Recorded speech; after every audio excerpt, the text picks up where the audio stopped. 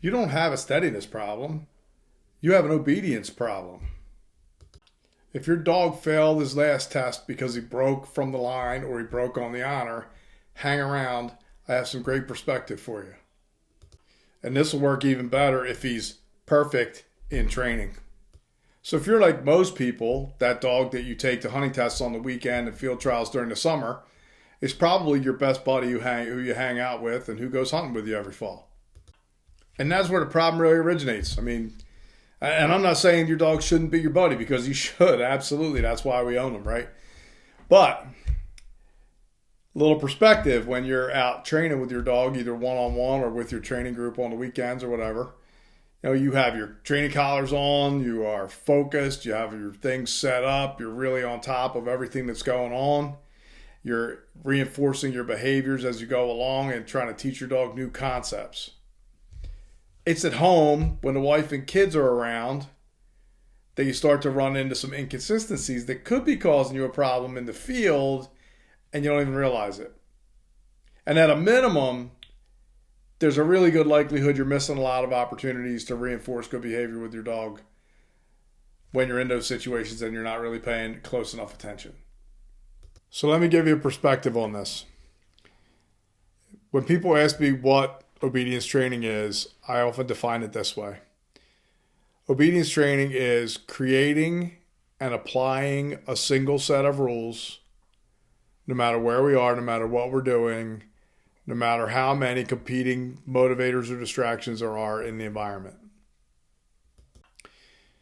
So steadiness in the field is really just your dog maintaining a stationary position with a ton of competing motivators, probably with the highest level of competing motivators that they're ever going to see.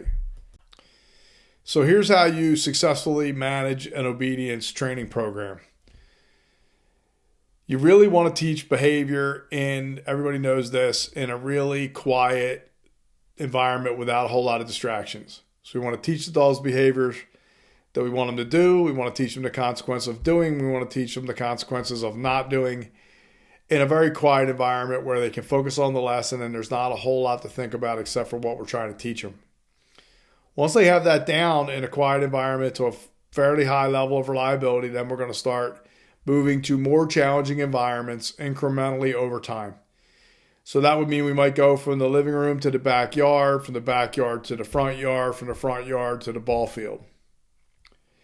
And if at any step we go to a more challenging environment and our dog fails, then we know the dog wasn't ready for that environment yet, and we're going to back up to the previous environment and do more practice there.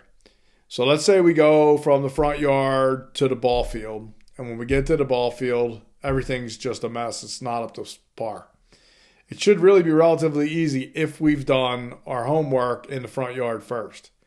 In the event we get to the ball field and we fare miserably, we go back to the front yard and we do more practice. And then we try again. And if we continue to fail, then we probably are making too big a step. So we might go from the front yard around the block a few times before we try to go back to the ball field again. So it's kind of a one step forward, two steps back scenario sometimes. But what we're really doing is we're taking a set of rules that we set in the backyard and a set of consequences that we set in the backyard, and we're applying them to ever more challenging situations. And what happens with retriever dogs a lot of times is we do a half-baked job of teaching them this stuff at home, and then we skip all the intermediate steps and go right to the field and right out there and start shooting birds, because that's what we really want to do with our dogs in the first place. So we've skipped over all the intermediate levels of challenge and gone from 5th grade to bachelor's degree in one big step. And that's where things fall apart. I think it was Bill Hillman who said at one point, and I could not agree with him more, if you can't take your dog downtown for a nice walk at heel and have them walk and sit and lay down and behave properly downtown, you're probably going to run into a problem in the field. I think it was Hillman that said that. Couldn't agree more.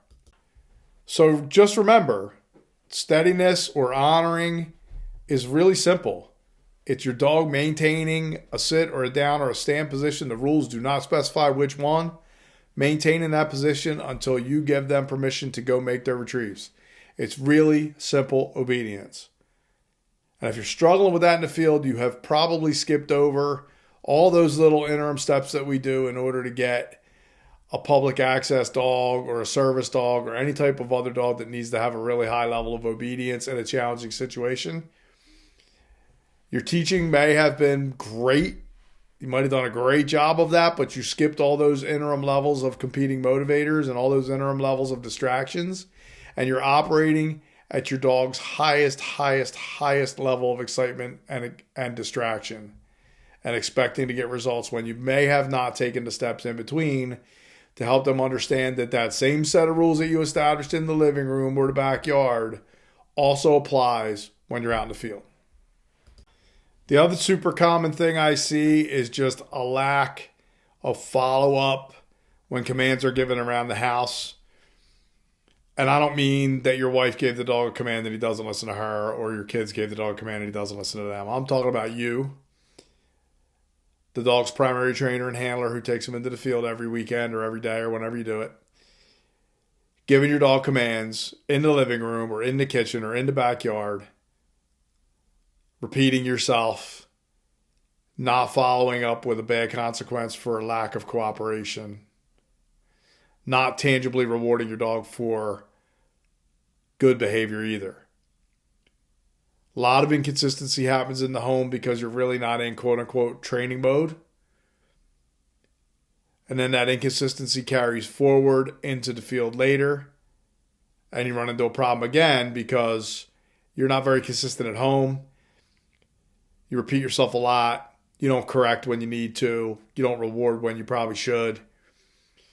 Your dog doesn't put a whole lot of credence in what you have to say because there isn't a whole lot of good or bad consequence that goes along with it.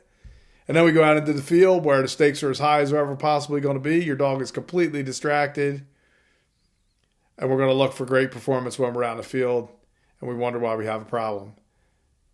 So take a look at two things if you're having a steadiness problem. Take a look at your everyday life at home. Are you making your dog wait to come out of their crate? Are you making your dog wait at door thresholds to go in and out of the house? Are you getting up from the chair every time you give your dog a command and they don't follow it and going and making sure physically that they follow that command? Do you have a way to reward them other than just saying good boy and giving them a pat on the head, which might mean something or might not? Do you have a way to reward them on you? Maybe you got some cookies in your pocket. I know. Sounds a little frou-frou for retrievers, but they really understand tangible rewards when you give them to them, and retrievers, most of them love food. So you can carry a few cookies around in the house and give them a cookie every time they sit. And believe it or not, it'll help with your steadiness problem. The big thing, though, is making sure that you follow through, that when you give a command, that your dog follows through and does what you ask them to do. And looking for every single opportunity you have to use your obedience around the house. Not to say you got to be a Nazi and your dog needs to constantly be under your obedience control. But at those times when you do want them under your control, you need to bring them under control. Make sure you have good control during that period of time. And then release them to go on and do whatever they want later if you want to do that. I'm not saying be a Nazi. I'm not saying be constantly practicing obedience in the house. All I'm saying is, when you want obedience from your dog, make sure you're getting it in the house. And don't skip those interim challenge levels in between the house and the field. You might find if you try to take your dog for a walk around the block, they don't do nearly as well as you might have thought. Take them to the ball field on a Saturday morning, they might not be anywhere near as good as you think they're going to be. Those two places are probably still easier than being out in the field with a flyer getting shot. So keep that in mind. Practice at home. Don't skip those interim steps. If you're still struggling, I'm Darren Green from On Command Dog Training. I do Zoom calls and video coaching all over the country. I'm going to drop a link in the description, which takes you directly to my calendar. You can set up a free 20-minute strategy call with me, and we'll figure out how I can help you best to improve your steadiness in the field and improve your honor also. Thanks for watching. Really appreciate you.